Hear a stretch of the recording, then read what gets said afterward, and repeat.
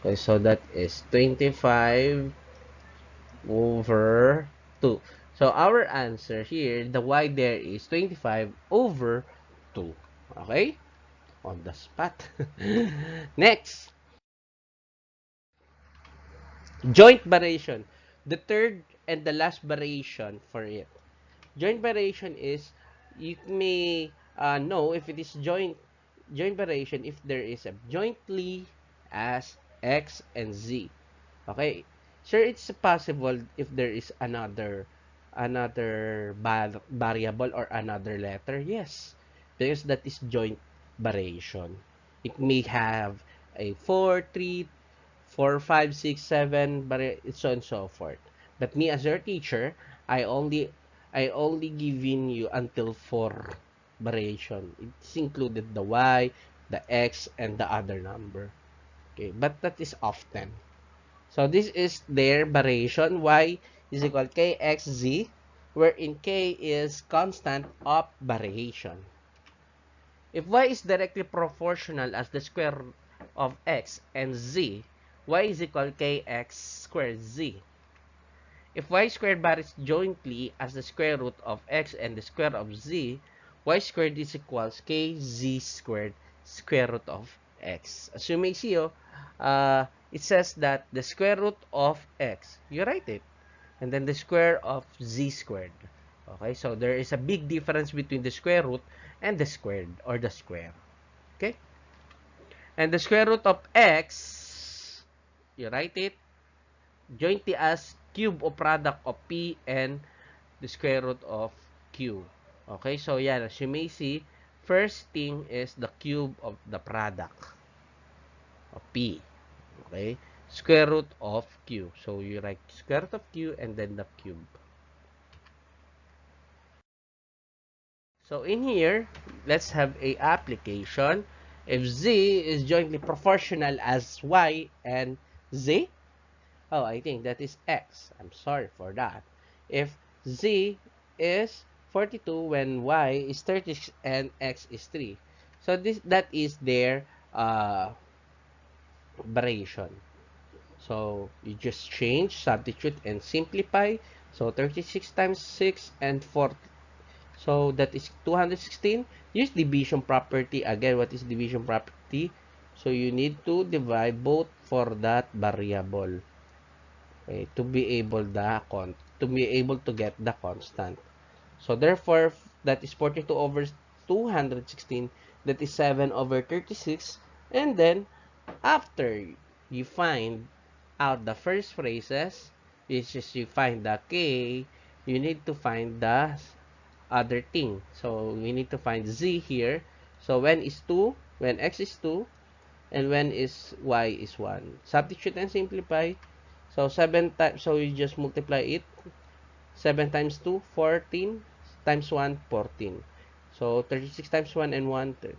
So therefore, you need to simplify this by dividing by both number into 2 because they are divisible. So 14 divided by 2 is 7, 36 divided by 2 is 13. That is 13. Oh wait, that is not 13, I think so. Okay, so that is 1. Oh, that is 18.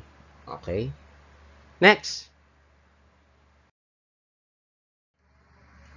Next is, if m is jointly proportional as n and p if m is equals to 2 when n is equals to 6 and p is equals to 1 half, what is m if n equals 1 half and p is equals to 4 over 5? So again, this is our equation. You substitute and simplify.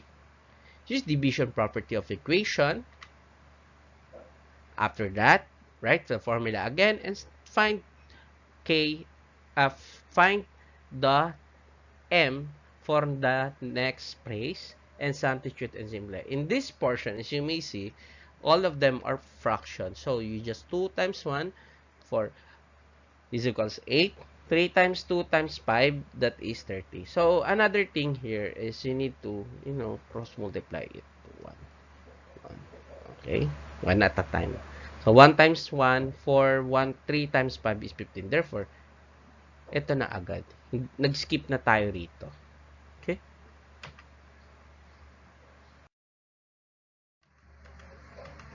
So, next, in the last, for jointly. So, this jointly is square root. So, again, just like that.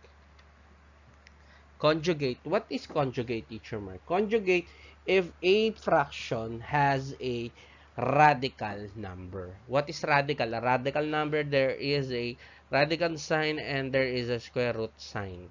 Okay, so if there is a if your number is below square root of 6, therefore you just multiply both parts of the fraction by square root of 6 so that you may get the final answer of it. Okay? So take note what is in the square root of 6. Sir, do we need to include the 6? No, you don't need. Okay? So after that, the k there is 9. Okay, square root of 6 over 9. Why? Because in this part, after you conjugate that, that is 6 times square root of 36. Okay? And then 4 square root of 6.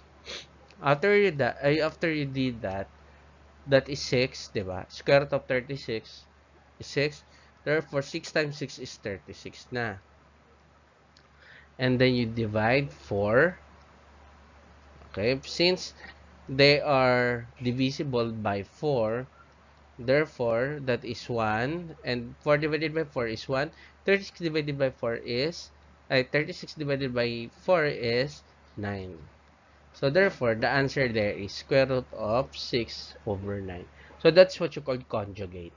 Okay?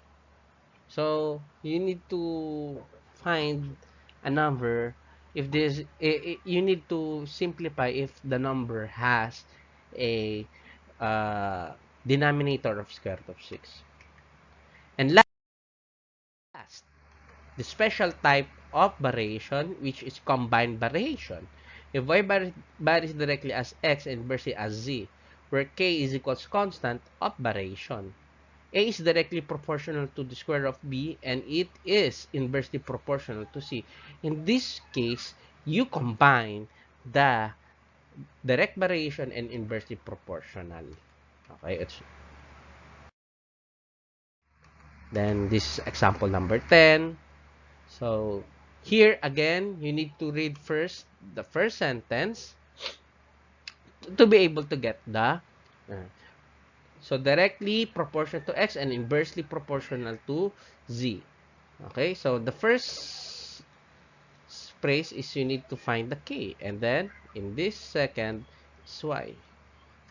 Substitute using cross multiply, simplify, use division property to eliminate 4 but for k. So you got k is equal to 2, then substitute, you write the formula again, then substitute k and x for the second phrases, and then you have it. 2 times 100 is 200 over 25, so that is 8. Second example, if y is directly proportional to x and inversely proportional to z, if y equals to 12 when x is equals to 1, z is equals to 8, what is y if x is 10 and z is equals to 16? So just like that, you substitute. Again, always remember that you need to comprehend and understand the given problem. Okay? And remember, variation, a change in value of function due to small changes in values. There are, or the three basic types is direct, inverse, and jointly, and special type of variation is combined variation. And always get the constant, then proceed to the next step. Always get it. Okay? For that, thank you.